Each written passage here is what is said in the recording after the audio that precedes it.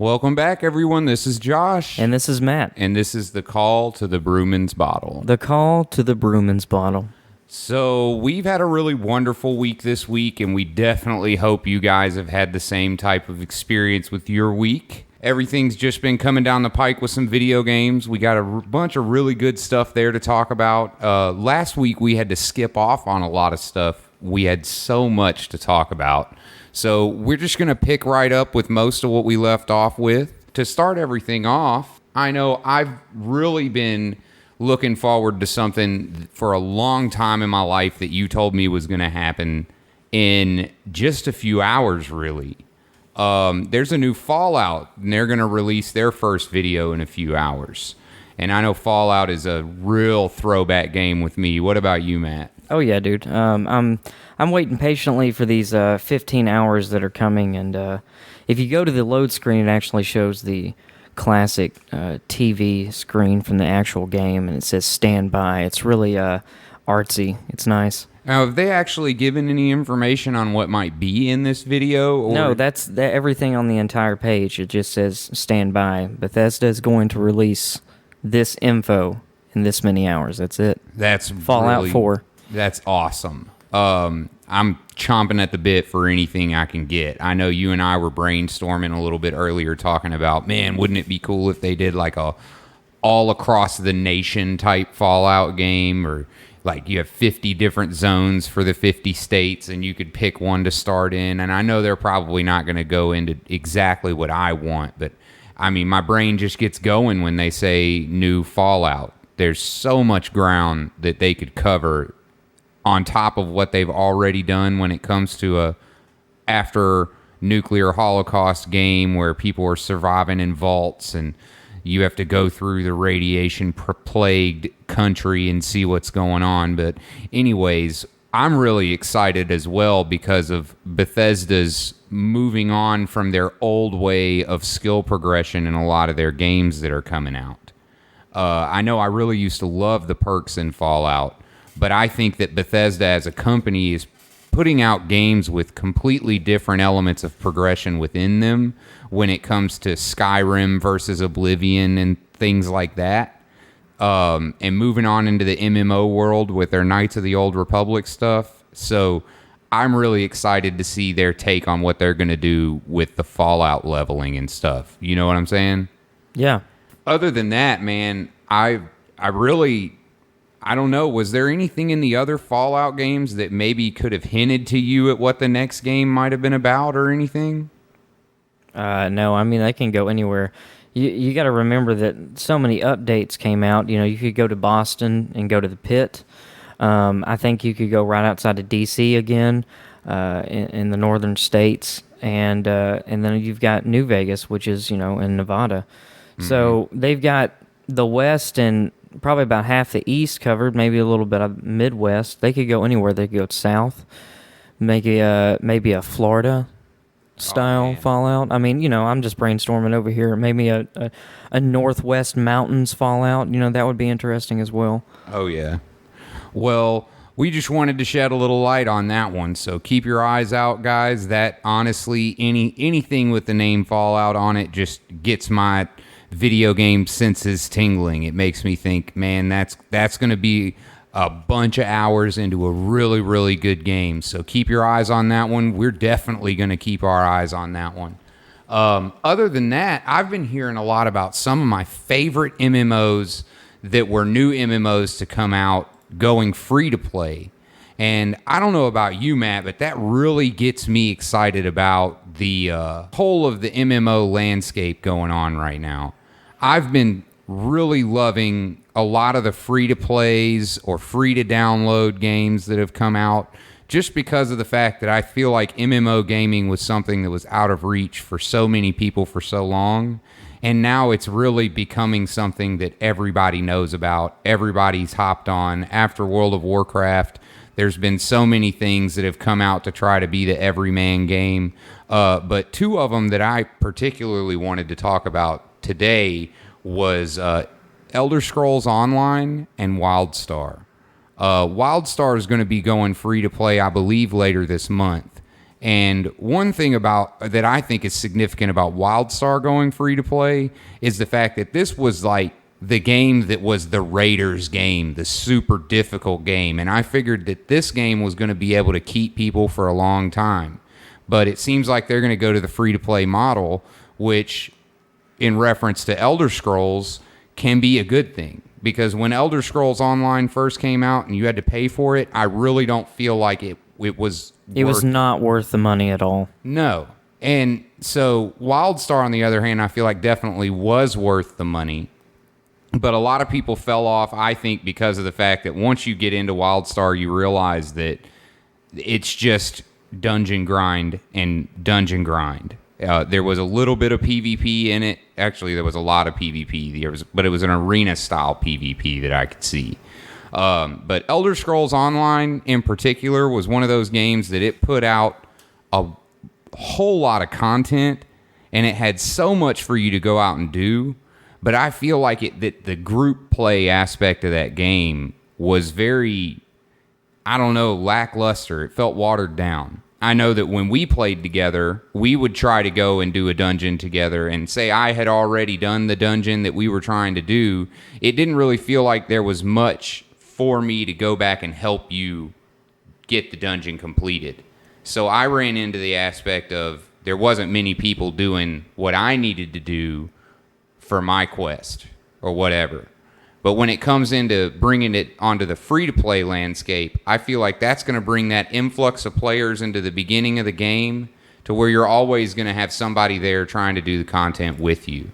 And when we're talking about these free-to-play games, I feel like they all have this element of their lower levels seem to be populated with players. And that just causes the new players to be able to come in and at least get the feel of the game, whether or not they're going to stick with it. With the Elder Scrolls, we had that problem where the first dungeon, I couldn't find anybody to do it. And once I finally did it, my friends coming in, I didn't really have any reason to go help them other than that they were my friends. I had already done everything on the map that I needed to do. But also, just with free-to-play games in general, I feel like there's really two avenues that you can go in. There are the emulators, where they're people who are just, for their love of the game, putting a game out, maybe receiving some donations. I know some of the emulator servers that I've played on have gotten big enough to be receiving donations.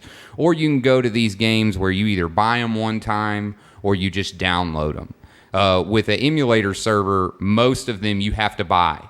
And once you have the game, you can play on a server that's built somewhere else. But when it comes to a free-to-play game where you just download it, they've put it out there, there's oftentimes a store of some kind or an optional subscription that will give you bonuses and something like that or what have you. But I feel like both of these avenues of getting people on games for free and paying what they can, I really hope that's the future that the MMO is going to, rather than this pay as you go for your downloadable content, for your map packs, and so on and so forth. I think that having a store and having it be a good portion of your content is free for the majority of the people that want to play your game, and then for the people who really want to spend money on it and get good at it, and that's how they have fun gaming, there's an avenue for that too. I don't necessarily see it as a bad thing that there are people coming into gaming that want to spend money to get all the things that they want. I think that's a certain type of gamer that needs games for them as well. That was a nice rant, Josh. Let's continue on in gaming, but let's go from virtual to analog. Let's talk about the D&D campaigns that we had this week. All right, man. Well, we definitely filled everybody in quite a lot on the Dungeons & Dragons that happened last week in the 2 sessions that we're doing. This week, I feel like both sessions really kind of continued in the avenues that they were going in. The large session with a lot of the newer players, we spent a lot of time having those players learn how to function inside of a town, which in the past in D&D has been, I think, a little bit less of a focus than it is in the current books that we're getting into. What do you think about that? Because I know you're reading the Princes of the Apocalypse campaign setting. Does it force you into the towns like that so that you have to participate in, I guess, encounters that really have little or no chance of any combat? Okay, so here's the beautiful thing about this campaign book. Basically, yes, 3/4 of the campaign is going to involve you having to interact with NPCs. You're not just going to be able to find your way blindly in this game. Yeah. The books definitely want to be the director extremely hard in 5th edition, but they've added what's called a sidetrack. And in each chapter, under each different campaign or quest that you have as a player, the DM, if deemed that you guys have decided to change the storyline or you guys decided not to do something, there is always a section called a sidetrack that the DM can play by that balances out everything with your story as well. Okay, so give me a little bit of an example of like what the sidetrack might be. So like if somebody deviates off the quest, what type of things might it have you going to do? Let's say, okay, all right, so I'm not going to name anything, so we're just going to give examples. Yeah, let's avoid that because I am a player in the end. Right. If the players decide not to discover blah, blah, blah. Yeah, just some item or Actually, something. you know what? I can give you a good example. Okay. If the players decide not to discover the hidden passageway behind the wagon works, that in 2 days, within 48 hours that you've been in town, the middle of town has a sinkhole where children fall down into, and the players are asked to rescue the children, and when they go down to the sinkhole, it's the open chasm where the dungeon starts. Okay. Well, that can lead us right into what happened in that session. Yes. So that would be a sidetrack. So, all right. So basically what just was communicated to me that I guess may have gone over people's heads that weren't involved in the actual session. So we continued on from our 2-day journey in a dungeon, and now this is the session with 3 players and the one person DMing. So there's the wizard, a cleric, and a paladin, and they go on this 2-day adventure in a dungeon. They encounter a very old minotaur skeleton summoned monster and kill it, and a changeling that's performing necromancy in this dungeon. We cleared that like we talked about in the last session. Well, in this next session, we move on from this town that has at this point been ransacked and destroyed pretty much. I think there is a total of 1 person left in the town after everything's said and done.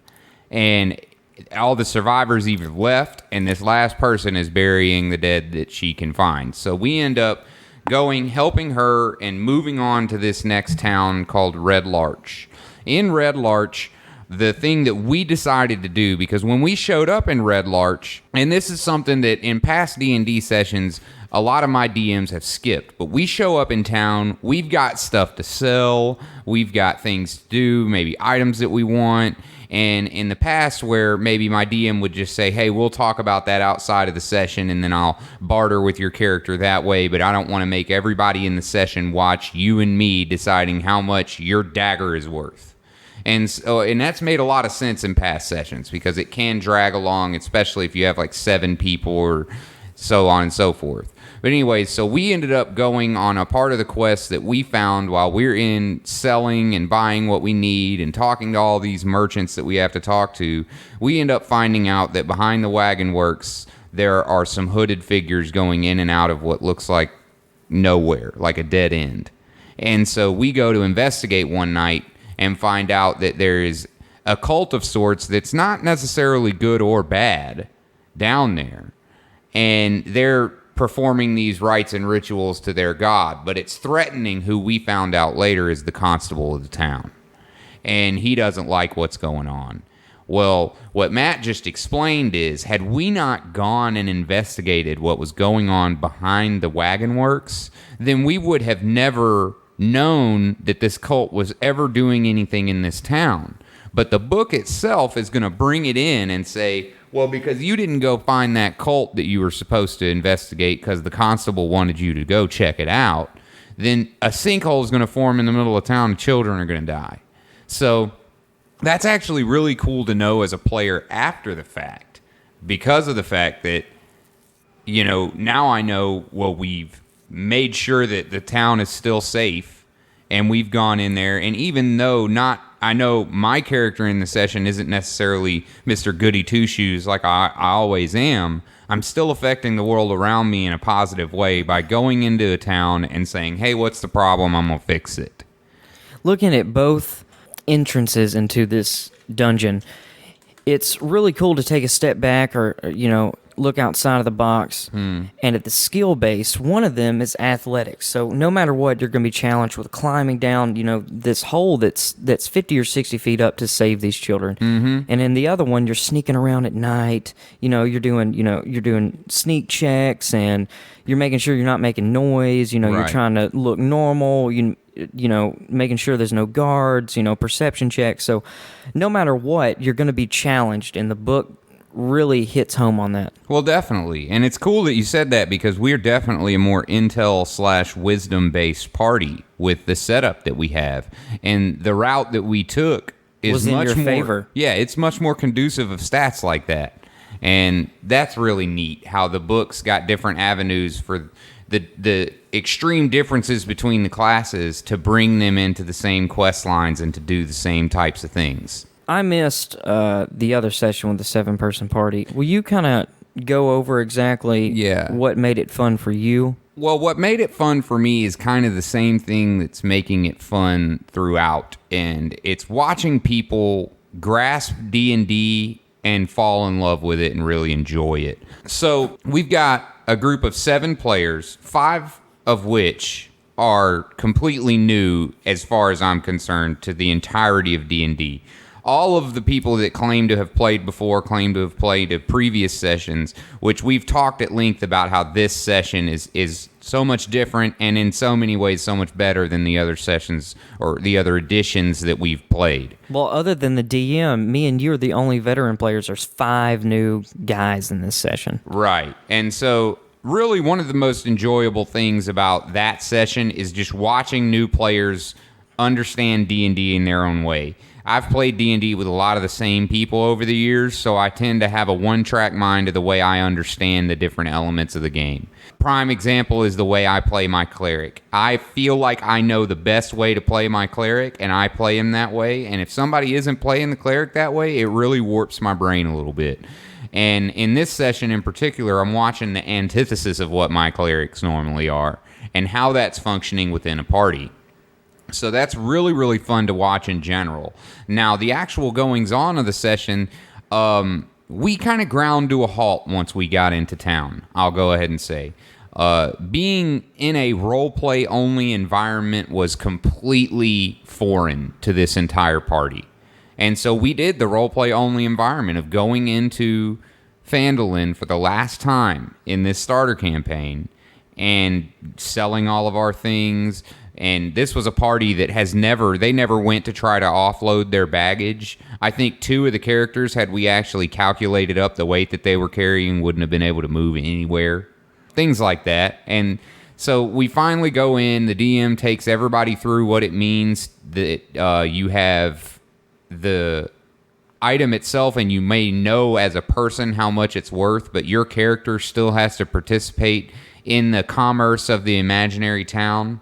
Also, we had some quests that needed to be wrapped up. I think that they hadn't really understood that once you go out and complete a quest in D&D, your quote-unquote reward isn't always all that you find in the dungeon. Your reward is found when you go back to the town and you say, hey, Mr. Mayor, you know that bounty board you had posted up there? Well, 2 of them are gone, and I would like to cash them in. So they went and experienced that as well. But really and truly the most fun part, I would say, is watching all of the different people and the way that they understand how they need to outfit their characters. Watching the different stores that they would want to go to, the different items that really pique their interest.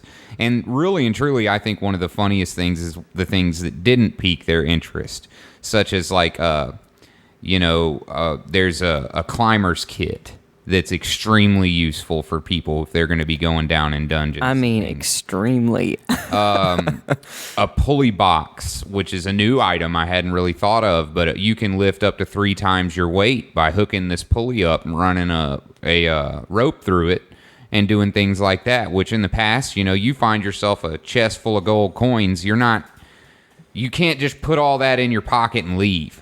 You know what I mean? You're going to have to actually hoist it up out of the dungeon. You can't carry 15 pieces of leather armor out, all right? That's right. And that was one of the things that had happened, Matt, is that there were people who said, well, I got 5 sets of leather armor on. Where exactly is your character carrying those 5 sets of leather armor over there? Well, I got six scimitars. Oh, do you? Do you? Captain Scissorhands. A bag of swords. But anyways, so, really and truly right then, with the fact that you weren't in the session, I think the DM in particular kind of put a halt on the storyline progression. So it was a lot of fun watching these people learn how... It's good to teach new people how to play the game. I was going to say how roleplay actually happens and what roleplay actually is. We have one guy in our session, and I'm not going to name him right off the bat, but he's got a little bit of trouble, I think, understanding the difference between talking in character and talking to the DM about what you're doing in character.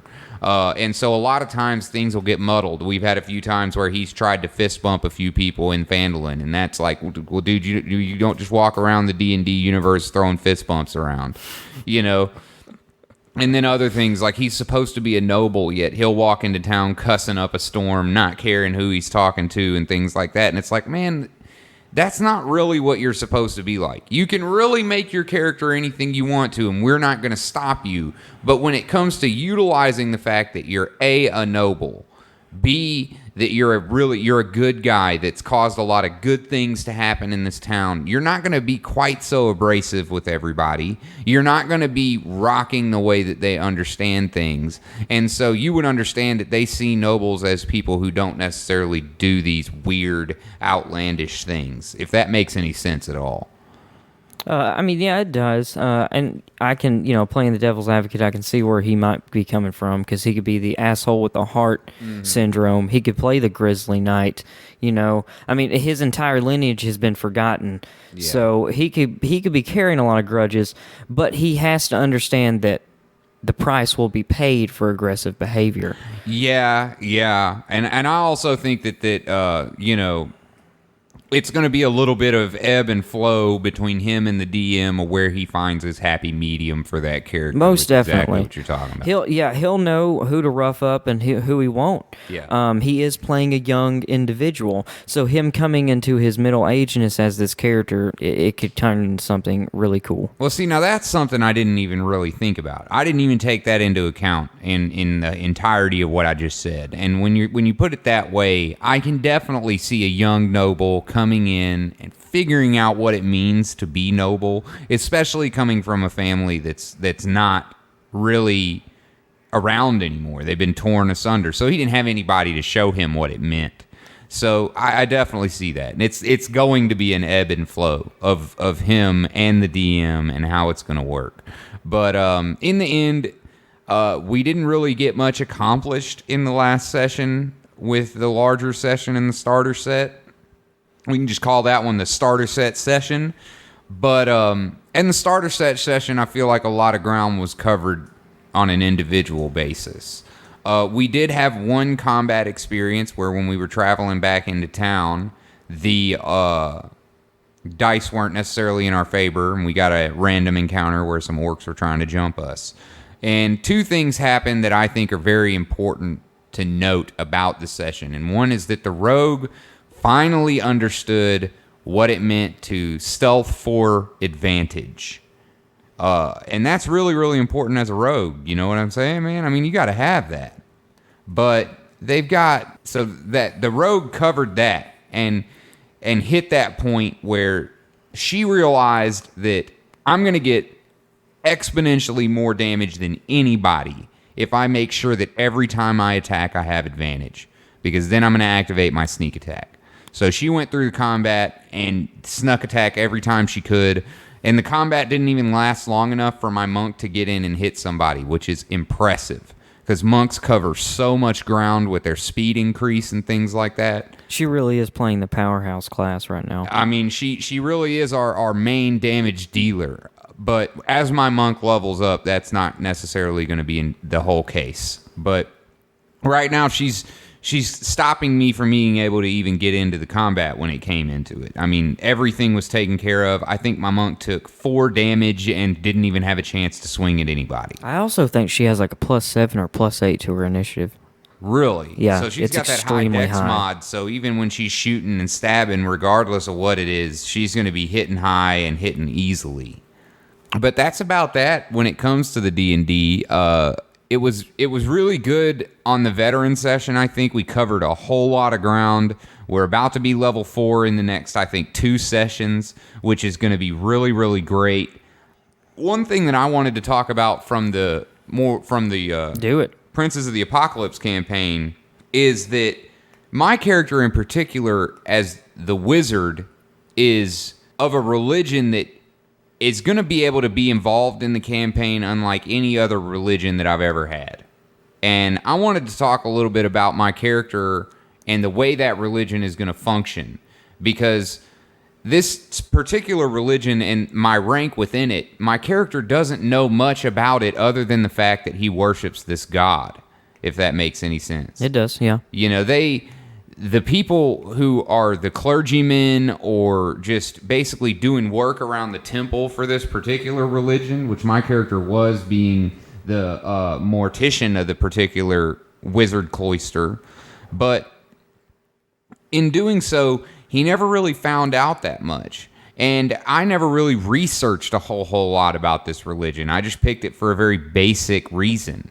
I picked this religion, and then I realized, well, you know, a low-ranking member of this religion really doesn't know anything other than service to the religion itself. And so I didn't take anything or what have you. And then, lo and behold, a lot of the things that have to do with this religion have to do with dragons and things like that. And I found a holy book in the last session for my religion, which wouldn't have been something my character would have really been allowed access to earlier on. And it's written in Draconic, but my character does not know Draconic. So I'm going to have to spend 250 days being trained in-game, not all day, but at least enough time per day to justify learning more of a language. 250 days before I'm going to even be able to crack the spine on my first religious book for this character. And when it comes to the type of wizard I'm playing, the religion is very, very important. I've never experienced 250 days. The most I've ever experienced was becoming proficient with making leather armor, and that only took 6 months. How do you feel personally about eating 250 days for one character on one thing? All right, so in my experience with D&D, 250 days, it can be a short amount of time or it can be a long amount of time. I've spent a long time on a boat in a D&D session where I could have spent the entirety of the time on the boat and I could have learned a language.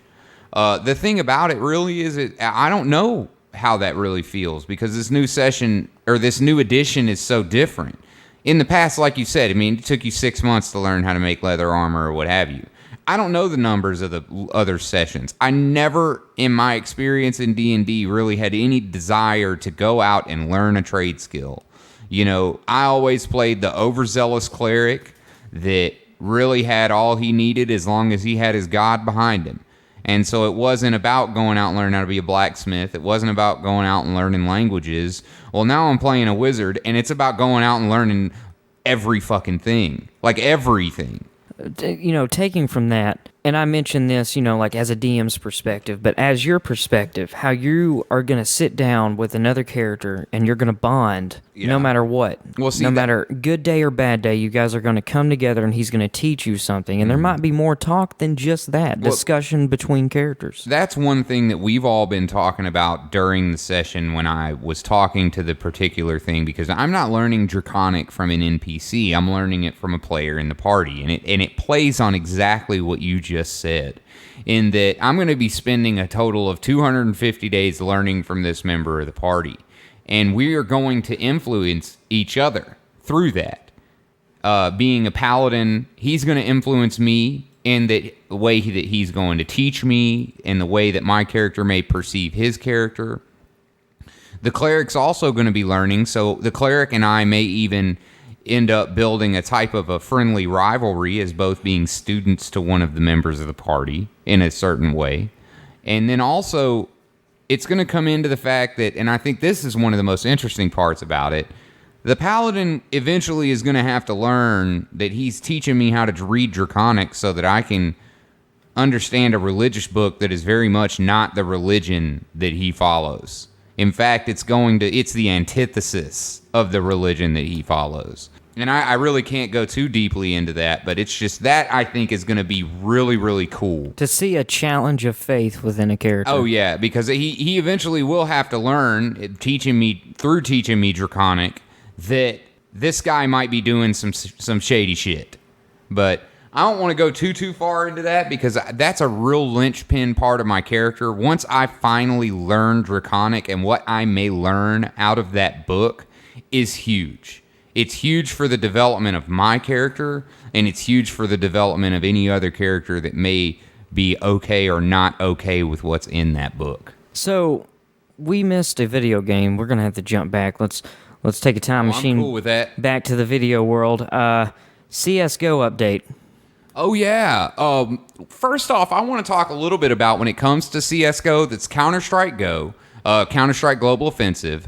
We have a roommate that is really, really into competitive gaming. I think he really is the zenith of all the competitive gaming knowledge that I have and that Matt has. It all is channeled through this one fella, and he's really, really knowledgeable about it. When he gets Twitch channels and stuff up, we're going to talk about those on the podcast and send y'all his direction. He's really fun to watch when he gets down into his games, and he's not half fucking bad either. But anyway, so he's gotten into Counter-Strike again. I was into Counter-Strike as a child. I played Counter-Strike when it was on, GameSpot,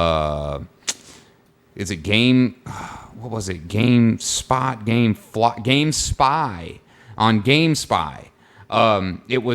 I believe it was on GameSpy. It was on one of those servers similar to Battle.net that died. That's GameSpy. Yeah, and it was on one of those, and so I played it back then. It was really, really fun when it came to a first-person shooter where you could just sit down for a few minutes at a time, unload a few rounds into some people, and then hop off and go off and do your day. You're not worrying about levels. You're not worrying about this or that. But then if you want to sit down and really get into it, Counter-Strike has a competitive gaming edge that no other game really has.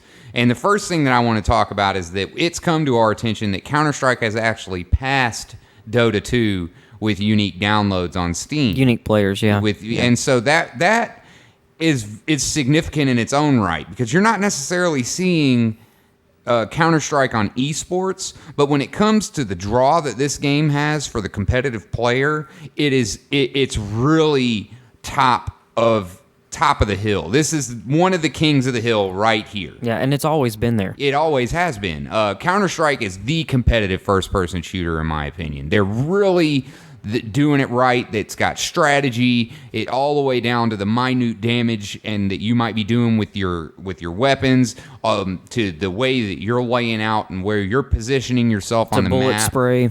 The team elements and everything when you're communicating with your team members about where people are, where you need to be, where the smoke needs to be thrown, where the bomb may or may not be. So many different things. But anyway, so Counter-Strike Global Offensive has just put out a really, really neat update with some groundbreaking things for Counter-Strike in general, if you ask me. The first one that I want to talk about is the maps being free for everyone. Not only the maps, man. 62 new missions, 2 new mission types as well. And if you do spend the money on the Operation Bloodhound download, you not only get some cosmetic add-ons to your profile, but you will also be able to earn at least 1 drop a day while playing, no matter what. Right. They're bringing in this dropped item thing like Team Fortress and stuff. Am I right? Yes. So that's something I feel like Counter-Strike has needed for a long time. It's been a lobby-based, jumping in rooms, doing your deal, and I feel like that's always been lacking on a personal inventory level for the players.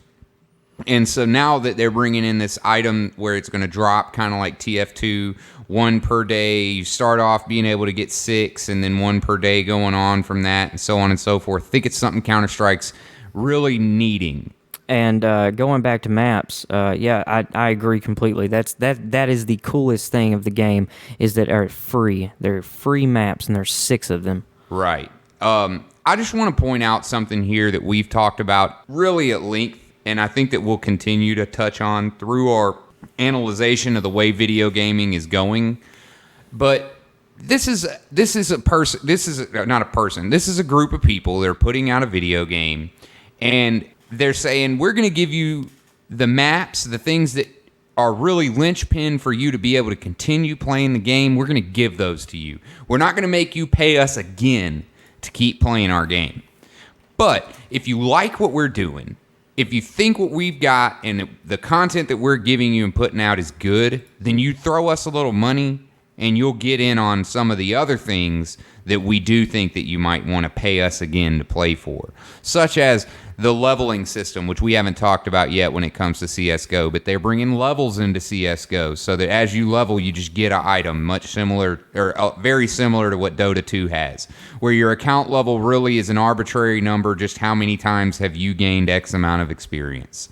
And then just like they've also got a tiered progression system when it comes to almost like daily quests as well. They've got, Cody was telling us, our friend was telling us a little bit about it, where they've got this deal where they're pretty much giving you objectives. Go in and defuse the bomb 5 times. Okay, like in-game. Okay, Yeah, I get what you're saying. in-game In-game objectives. And so go in and defuse the bomb 5 times. Get 10 headshots today, so on and so forth. That's another thing. These are things that are trying to get you to sit down and play the game at length. And that's what's going to require to get good at them. And I think it's been hard for some new players to get into Counter-Strike in the past because there's really no incentive to getting better at Counter-Strike within the game itself. It's all bragging rights and a dick-swinging contest. Other than that, now you've got the way to get in on the game. There's leveling, there's items you might be getting, and so on and so forth. And I feel like that's going to allow you to build your skill in the background while you're just playing the game for fun. So I think that's about it in the video game time machine. So why don't we jump back on track? I feel like we had just gotten through covering the D&D sessions and stuff that we're involved in. How about these Game of Thrones episodes that have been coming on TV? I think we touched a little bit about them back on the last episode, but I think coming up on the last 2 episodes, I want to hear your opinion this time, Matt. I want to know what you're getting out of these Game of Thrones episodes. Okay, all right. So the coolest thing that happened in the last episode of Game of Thrones was, and even though it doesn't go along with the book, I don't care. I enjoyed it. The zombie army and the Wraith army was amazing. They did an amazing job as actors and as CG. For anything that needed CG, it was perfect. It was seamless. I can't ask for more. Yeah. So to see the that Wraith Necromancer at the end that kind of gave a shout out to Jon Snow was the Night King from the books. I understand he's not supposed to be in that part, but to see him in all his power and the way they depicted him was everything that I imagined when I read about him. Well, I never did read about him, and I don't know anything about him. So as we're moving into these episodes, for me personally, I'm fine with that. I am going to harp on the fact that they're not going along with the books, and I don't really understand why, but I don't think it's necessarily for me or any of the other fans to understand why they're going to deviate from the books. And I completely agree with you that that was what Game of Thrones needed when it came to that fight scene. I feel like the fight scenes when it comes to the open warfare in Game of Thrones has been kind of lackluster. Yeah, it's one of those things where they've done the best they can. I feel like the Battle of the Blackwater was really fun to watch, but was it the Braveheart quality? And I'm not talking about Braveheart like the real William Wallace. I'm talking about the 90s movie that everybody went and saw, where you've just got wall charges and things like that. Those are the types of battles that happen in Westeros. And so to see them bring in this huge battle scene that they did, I feel like it was high time. We needed this in Game of Thrones. All high fantasy has it, from Lord of the Rings to anything else that you can think of. Conan the Barbarian. They've got these huge battle scenes, these epic characters, and how else are you going to show them off other than letting them fight, letting them do what they're supposed to be awesome at doing? The books kind of, I think, took you deeper into the characters' personalities, whereas the show right now is taking you deeper into the entirety of the story. Yeah, they definitely. I've noticed the farther they get into these seasons, there's a lot of focusing on the entire perspective of people's armies now. It's just it's all about numbers at this point, and these small little individuals that are running everything are just having talks in between. Oh, yeah. One thing that I also am having a lot of fun watching, and I know you're probably not having a lot of fun watching it, is what's going on with the Boltons with Sansa, because that's a story that's not in the book. It does not go that way. She marries someone completely different. It might turn out that way later on, but that's not what I read. That's not what I expected. Did Stannis Baratheon also come south and run into the Boltons, or is that also part of the show? I'm pretty sure Stannis Baratheon marching south is a thing. I remember that. I remember Stannis trying to convince Jon Snow to become Jon Stark, and help him take Winterfell.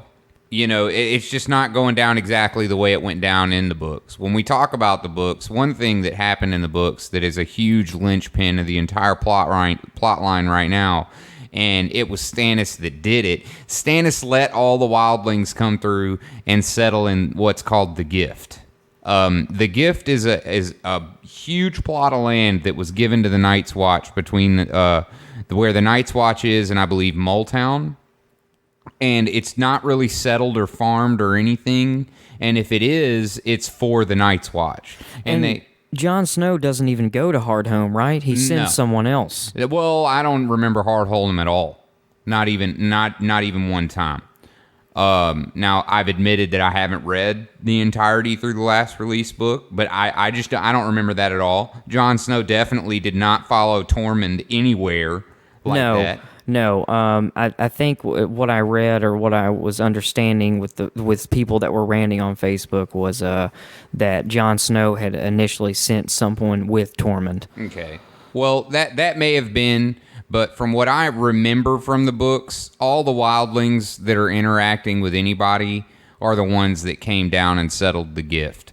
The ones that didn't settle the Gift, you don't hear about them anymore. They went back in the north, and what's crawling around in the north? Necromancers and their armies. So you don't hear about them again, as far as I remember. Now, there might have been some things that come through a little bit later, but like I said, I don't remember it all.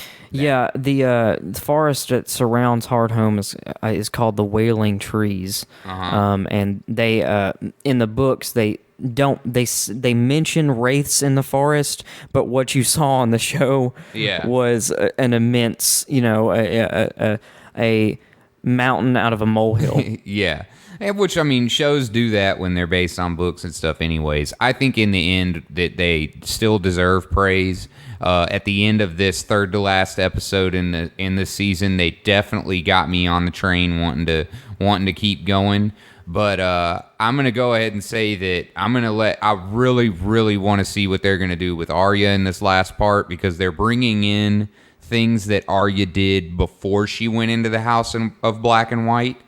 Not necessarily being the little, denizen that she's being right now, but the fact that she sold apples and fish in the fish market and things like that. She did all of that before she ever went into the House of Black and White in the books. So I like that they're kind of bringing back that Arya became her own person a little bit before she ever went in there.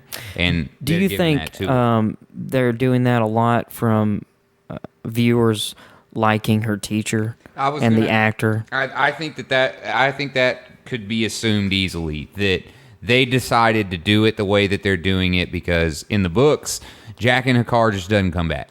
And if he does, he's not Jaqen H'ghar, because Jaqen H'ghar is no one.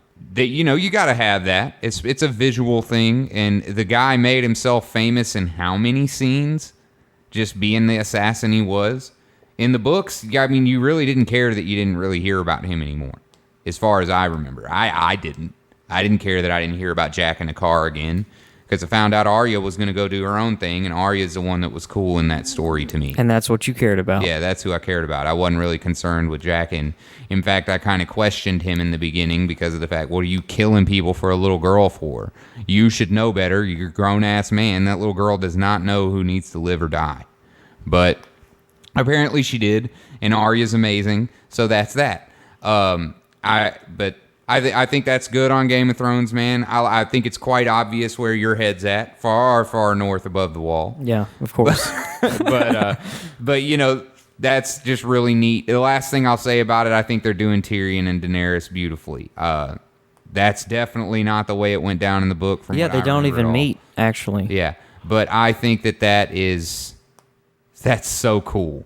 Those are two characters that, regardless of anything going on in the books or not going on in the books, the actor that plays Tyrion and the actress that plays Daenerys, and the way that they've portrayed those two characters in this show, acting alongside each other in the same scenes, playing off of each other, is just so fun to watch. Well, by themselves, they're the underdog characters, and both legendary underdog characters meeting each other, being snippy and witty, was really, really awesome. Right. So, moving on a little bit from the TV and the Game of Thrones, there were some movies that we didn't necessarily get to talk about last time that I don't know, you told me about one of them, and I'm just foaming at the mouth. Legend of Conan. Oh, my God. Conan, dude. Arnold Schwarzenegger as Conan, first off. Yeah, with a gray beard and everything. That's real, okay? I'm going to tell you, I watch Conan to this day, enjoy watching Arnold Schwarzenegger's Conan, because that right there, that's high fantasy. That is a completely made-up world where you've got this big barbaric guy that follows Crom, the god of steel, and he's going to build a kingdom for himself, because any man that's strong and follows Crom, the god of steel, can do whatever he wants to do and is obligated to, because Crom made him to do it. And it's just so cool. MMO that we haven't talked about at all, because I really don't feel like it's worthy of a whole bunch of discussion. It was still a fun game, but it was still fun to play as Age of Conan, and they let you in on this world that they've built through the Conan comics, the Conan TV show, and it's so immense. It's just as big as Middle-earth, if not bigger. It's just as big as Westeros, if not bigger. It's got political struggles and everything going on, but it's just something that was kept in the shadows and kept in the dark, and only real nerds knew. It was a cult classic. Yes. And so, and there are people in the LARPs that we do that it's very obvious, like they're older people and they were steeped in Conan. And they are all about bringing that into their characters now in the way that the game works. But anyways, Conan is awesome. I feel like Arnold Schwarzenegger is the guy that plays Conan. I think that they let I forgot the guy's name, but they let the guy that played Khal Drogo do his run at Conan. I feel like if they did like a son of Conan, he would do really well alongside Arnold Schwarzenegger. But it's one of those things where ever since I was a kid, man, that's Conan. That's Arnold is Conan. Arnold it's is just Conan. Accept it, guys. Yeah. There's only one Arnold, and he's Conan. And he's Conan. But anyways, so I'm really, really excited about that, and I'm also really, really, really, really, really excited about the new Terminator, because I think they're doing something with a new Terminator that they should have done a long time ago, and they're bringing in a kind of comedic element of, look at how many times we're doing this, how many overlaps are bound to happen with all these things being sent back in time. Yeah, John Connor being the bad guy now. Well, there's just so many different... He's the main good guy, right. Dude. There's just a lot of different reasons that I feel like this is going to be a really good movie, other than the fact that I'm an Arnold Schwarzenegger fan, and I really do enjoy most of the movies that he's in. But the thing about this particular Terminator is, like I said, I feel like it's lighthearted a little bit, and it's an action movie. It's not really heady. I feel like I forget what it was called, but the one that was all about Skynet and stuff like that, what was that, Terminator Salvation? I don't even know the name of it, but y'all know what I'm talking about. That one got way too heady for a Terminator movie to be, and so I just feel like I said, it's coming back a little bit to its roots of it being kind of an action slash quirky movie. Jumping back on Legend of Conan, guys, I'm going to tell you something that I blew Josh's mind with as well. The crew set and some of the side directors are the same as the original. So they're sticking to the 80s classic with the look, the feel, the religions, the politics, the famous landscapes, and the famous locations of ruins and cities and all that. They are not changing a single thing. It's going to be nice icing on top of the cake. It's going to be real. How about that? It's going to be Conan. It's going to be crazy real. Dude, I'm so on board with it. I think anybody that's listened to the past 7 and now this 8th episode of the podcast is going to understand. I don't change my fantasy worlds, okay? Don't change them. The only person that can change my fantasy worlds is George R.R. Martin because he came in my adult life and I'm okay with it. But I'm not really down with the changes. You know, you've got solid gold in some of these fantasy universes. Conan, in my opinion, is one of them. There's no reason to change it. Age of Conan, a mediocre game, lasted a very, very long time based on just the fact that Conan is awesome.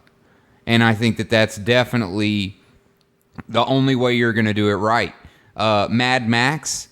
How much praise is Mad Max getting right now? Enough for me to see it multiple times in the theater. Right. I don't go see movies very often in theaters multiple times. I go see it once, and if I like it, I like it, and if I don't, I don't, whatever. I wanted to go see Conan. I wanted to go see Mad Max again, and I wanted to watch it over again. I didn't want to wait to. So, and I think it's getting most of the praise that it's getting because the guy that made it, the director and everything, they said, let's just do what we did. It was awesome then. It's going to be awesome now. And yeah, George Miller definitely said, hey, I don't want CG. I want stunt guys for 2 hours straight. I want stunt guys. Oh, yeah. And it was just an experience. It was so much fun to go and see that movie. People are on the board with that. So, like I said, don't change my fantasy. You don't have to. It's already good. Well, I think that's a really good amount of content for this week. You know, there's just so much coming down the pike for us nerds to really enjoy. I've been talking to a lot of people in my everyday life about the podcast lately and getting a lot of feedback that way. But I can't stress enough yet again that I would love to get some feedback through some comments or hit us up in that way. We're going to have the website coming up real soon, and the website's going to be really, really good if you jump in on it as well. We're going to be getting more and more avenues. I know we've got our Twitter. We're not really active on it, but we can change that if we get more and more people who want to communicate through Twitter. But we really want to communicate with you guys. And when I go out and I talk to people in my everyday life and I say, hey, you know, you listen to this episode and they tell me about it and what they do and they don't like, if you put that in a comment, then that really is just going to help us be able to really, like we've said in the past, gear this thing toward what everybody wants it to be. Also, I just want to go ahead and say I have such a blast every week just sitting down and talking with all of you guys. I look forward to it. I looked forward to sitting down and talking with Matt. I know Matt looks forward to it, and we talk all week about the things that we're going to sit here and talk about. So please just come on this YouTube and hit that like button, subscribe if you enjoy it, and comment if you want to say something. Come on, man. And until next week, this is Josh. And this is Matt. And this has been The Call to the Brewman's Bottle.